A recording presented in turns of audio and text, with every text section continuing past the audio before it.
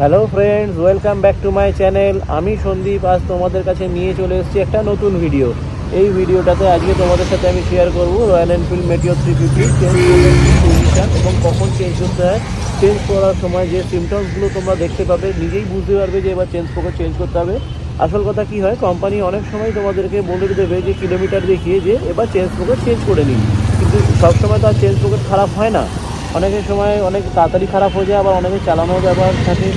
তাই আমার যেমন চলেছে অনেক কিলোমিটারই, মোটামুটি ধরে নাও 29,000 কিলোমিটার চলে গেছে, আমি তোমাদের সাথে শেয়ার করছি। এই যে বন্ধুরা, তোমরা দেখছো কিলোমিটারটা 28,937 পয়েন্ট সামথিং হয়েছে।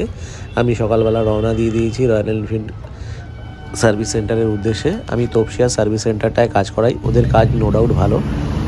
আসল কথা, আমি গাড়ি কেনবার পর থেকে ওটাই আমার যেখান থেকে গাড়ি কিনেছিলাম সেখানকার সার্ভিস সেন্টার। চেনটা এবার তোমাদেরকে দেখাই। এদের চেনে কোনো রকম রিপিট থাকে না, তাই চেন কাটানোর কোনো ব্যাপার নেই।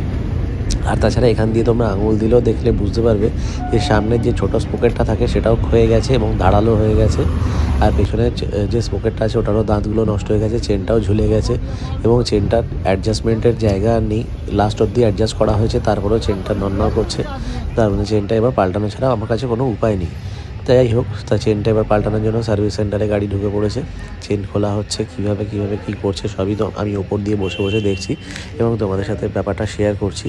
মোটামুটি একটা অ্যাভারেজ 30,000 কিলোমিটার চলে গেছে, মানে একটা রয়্যাল এনফিল্ডের মতো ভারী গাড়ির চেন পকেট অনেকটাই চলে গেছে এবং আমার গাড়ি যথেষ্ট পরিমাণে ডেলি ইউজ হয়, তাই এটা নিয়ে আর বেশি রিস্ক নেওয়া উচিত না। কারণ চেন পকেট যদি বাই চান্স একবার স্লিপ হয়ে যায় সেক্ষেত্রে মাথায় হাত পড়ে যাবে। তাই সেক্ষেত্রে তোমরাও কেউ বেশি রিস্ক নিও না। যখন দেখবে চেঞ্জ পকেট খারাপ হয়ে গেছে, হাতে হাতে চেঞ্জ করে নেবে। হ্যাঁ, এটা জানি যে প্রথম দিকে চেঞ্জ পকেটে একটা আওয়াজ হয়, কিট করে একটা আওয়াজ হয়। সেই আওয়াজ হলেই যে চেঞ্জ পকেট চেঞ্জ করতে হবে এরকম ব্যাপার নেই। কিন্তু যখন তোমরা এই সিমটমসগুলো দেখবে তখন তোমরা চেঞ্জ পকেট অতি অবশ্যই চেঞ্জ করে নেবে। চেঞ্জ পকেটের দাম 2,000 টাকা। বক্সটা ওখান থেকে আমাকে ওরা আসল কথা ফেলে দিয়েছিল, তাই আমার বক্সটার ছবি তোমাদেরকে দেখাতে পারছি না। আমি বিলটা তোমাদের এখানে দেখিয়ে দেবো। চেঞ্জ পকেটের দাম 2,000 টাকা। আমার এএমসির আন্ডারে আছে, তাই 100 টাকা মাইনাস হয়েছে, 5% লেস হয়েছে। আমার চেঞ্জ পকেটের দাম পড়েছে 1,900 টাকা। এবং চেঞ্জ পকেট এদের যেহেতু রিপিট সিস্টেম নয়, তোমাদেরকে আগেই বলেছি, তাই এখানে চেনটা এমনি খোলা যায় না।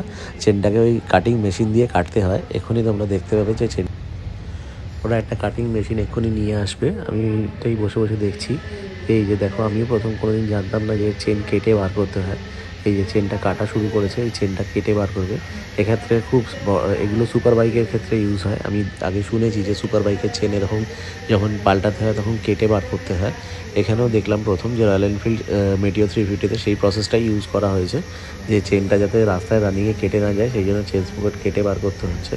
আসল কথা, ওখান থেকে ওই ভদ্রলোক আমাকে আঙুল দেখিয়ে বলছিল যে আমি যেন ভিডিও না করি, কিন্তু আসল কথা ওদের ওখানে ভিডিও করা অ্যালাউ নেই, তাই সবটা তোমাদের কাছে দেখাতে পারলাম না। এই যে পুরোনো পকেটটা, এই যে চেনটা আমার খোলা পড়ে রয়েছে, ছোটো স্পকেটটাও দেখিয়ে দিলাম, বড় স্পকেটটাও দেখিয়ে দিলাম, দুটোই ক্ষয়ে গেছে। সামনেরটা দেখো একদম প্রায় গোল হয়ে গেছে। এনিওয়ে, তোমাদের এখানে বেশি ভিডিও করা অ্যালাউ নেই, ওদের কোম্পানির রুলসে আটকানো আছে। তাছাড়া চারদিকেই দেখতে পাচ্ছ যে সিসিটিভি ক্যামেরা লাগানো রয়েছে, তাই সেক্ষেত্রে ওরা আমাকে বারণ করছে। তবুও আমি তোমাদের সাথে শেয়ার করবার জন্য যেভাবে পেরেছি একটুখানি ভিডিও করে নিয়েছি। তো চেঞ্জ পকেটটা পাল্টানোর পরে কী পরিস্থিতি হয়, কেমন সেটা হলো, চালিয়ে তার এক্সপিরিয়েন্স কী হলো, সবই তোমাদের সাথে শেয়ার করছি। এই যে ট্রায়াল দিয়ে আসার পরে চেঞ্জ পকেটটা লেগে গেছে, আমি তোমাদেরকে দেখাচ্ছি এখানে দেখো। আর এই চেঞ্জ পকেটটা কোনো রকম ঝুলে নেই, নতুন চেঞ্জ পকেট লাগানো হয়েছে, দেখলেই বুঝতে পারছো তোমরা। এবং চালানোর পরে অভিজ্ঞতা বেশ ভালোই, কোনো রকম আওয়াজ নেই এবং সেই আগের মতো নতুনের মতো। Thank you.